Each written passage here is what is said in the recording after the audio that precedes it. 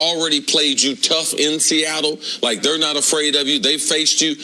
They're facing you twice a year. They have dominated this division. You're trying to take that from them. So, no, we could be saying, man, how good were the Rams? Was this a fluke?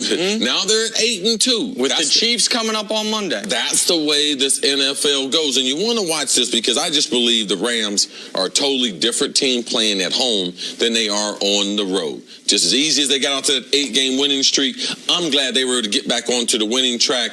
Cooper Kupp was injured late in this game. It's something that I must continue to watch because with their motion that they run, the speed sweeps, all the screens that they run, they're just a setup for Todd Gurley to try to be physical. And if you start taking away these little weapons on the outside and they start putting more guys in the box, I believe more pressure on golf. So that's just something I want to watch. Huge win for them yesterday over the Seahawks. And the biggest play of the game for the Rams was a defensive play by newly acquired Dante Fowler when they were up less than a touchdown late in the game. He gets a strip sack of Russell Wilson, which gives them a 2-score edge, which Seattle still almost came back from. Seattle drove the field, scored a touchdown, kicked away smartly, I thought, and held 3 and out, used their timeouts, got the ball back, and we've seen Russell Wilson in those situations more often than not come through. He ended up missing that pass. But here's the concern I have for the Rams.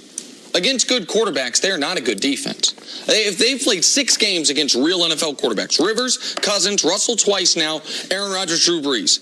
In those 6 games, they've allowed 16 touchdowns to no picks, a 120 passer rating, almost 50% of third downs, and I understand they're winning more than they're losing. But Seattle now twice could have gotten them. We know Green Bay, if they don't fumble a kickoff, probably does get them. Like, they have been right there. And so they are, against good quarterbacks, in a similar boat that I've seen the Saints and the Chiefs in. You got to just go outscore people.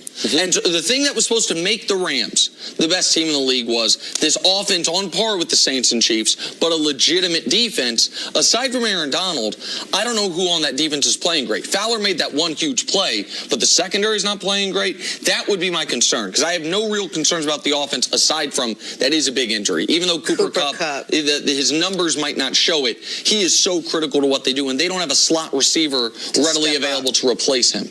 Yeah, we'll have to watch that. All right, let's move on to Baker Mayfield and the Browns now, trying to take down the Falcons. Not an easy task. First quarter, Baker finds Rashard Higgins, 28-yard touchdown.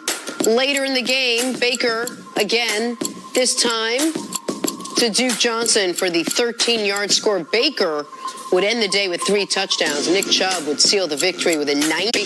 Cleveland wins 28-16. The Falcons fall to 4-5. Here's Baker after the win. And when I woke up this morning, I was feeling pretty dangerous.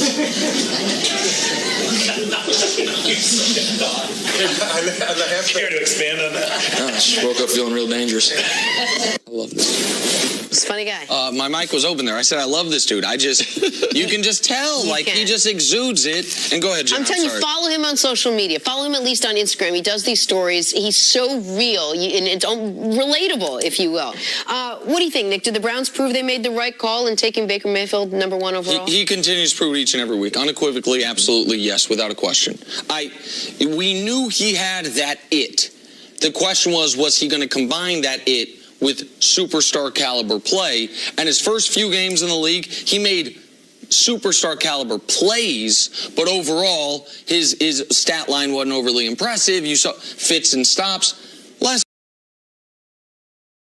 4 games, man, 9 touchdowns, 2 picks, a 105 rating with what I would consider, as far as his receiving core, a really legitimate #2, and that's it. Yes. And that's Jarvis Landry. They're paying him like a #1, but that don't make you a #1. He is finding a way to make it work. Yesterday on passes not to Jarvis Landry, 15 of 15. To running backs, tight ends, and backup wide receivers. 15 of 15. He only completed, he was 17 of 20 yesterday, to 9 different guys. Like, he's finding ways to get guys open. He's making great plays. I thought yesterday was the best game of his NFL career so far. I think he's going to be a star in this league. Jenna, I really thought you were going to ask me the question, do you think they got it right as far as firing the coach? Because I think Dorsey and other people around Baker Mayfield who've encountered him, they know they got that pick right. but they fired the coach and still staying the team. Offensive coordinator Freddie Kitchens filling in. They obviously got that other decision right because you see how the kid is playing. You don't see. You take that type of football knowledge offensively, Hugh Jackson and Todd Haley out of the building, and a rookie quarterback perform even better than he did with them.